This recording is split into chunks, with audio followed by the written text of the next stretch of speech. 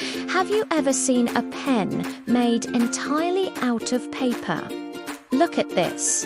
It looks so real, but it's something you can make right at home.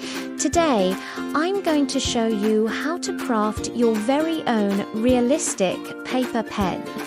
First, grab your materials, some colored paper, a ballpoint pen refill, scissors, and a bit of glue.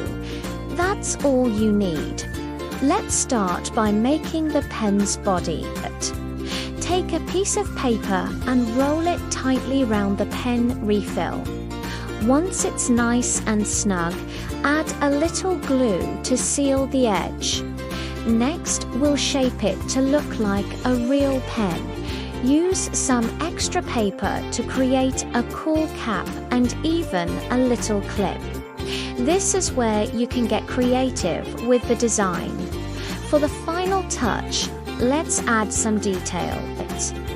I'm using markers to draw on some texture and shading to make it look even more authentic. And there you have it, a fully functional pen made from paper. It actually writes. Give it a try and let me know how yours turns out. Thanks for watching, and don't forget to subscribe for more fun projects.